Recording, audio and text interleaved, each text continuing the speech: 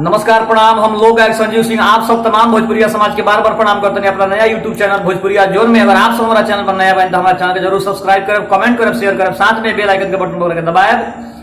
आज एगो बहुत ही सुंदर लोकगीत लेके आयल बनी आप सबके बीच में।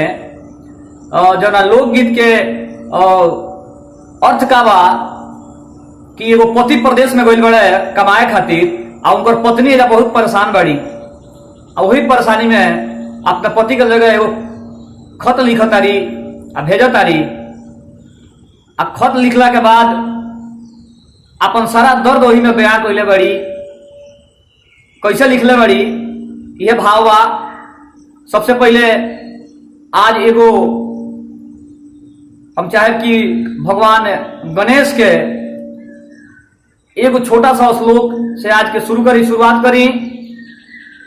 वक्रतुंड महाकाय सूर्यकोटि समप्रभ निर्विघ्नं कुरु मे देव सर्वकार्येषु सर्वदा। देखिए कैसे कहता रही कि बंगाल के बिहार से खराब हटे पानी, बंगाल के बिहार से खराब हटे पानी, ए सैया चलियाव हम कहतानी, ए सैया चलियाव हम कहतानी। बंगाल के बिहार से खराब हटे पानी, बंगाल के बिहार से खराब हटे पानी, ए सैया चलियाव हम कहतानी, ए सैया चलियाव हम कहतानी। लेकिन नौकरी के लेके का कहतरी अपना पति से कि चटकल के नौकरी से कुछ नहीं होई, ओसे निमन सैया घरे टोकरी के ढोई।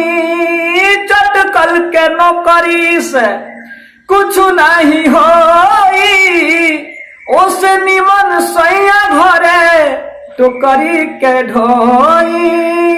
फोनवे पे रउआ से निहोरा करतानी कि फोनवे पे रउआ से निहोरा करतानी, ए सैया चलियाव हम कहतानी, ए सैया चलियाव हम कहतानी। रेंगनी के काटनियान गरला से जरिया चारों ओर ताकी के आवे ना नजरिया।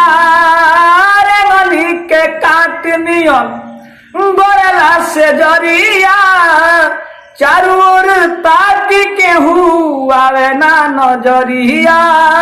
रउए से वियोग में पागल भइल बानी, रउरे वियोग में पागल भइल बानी, ए सैया चलियाव हम कहतानी, ए सैया चलियाव हम कहतानी।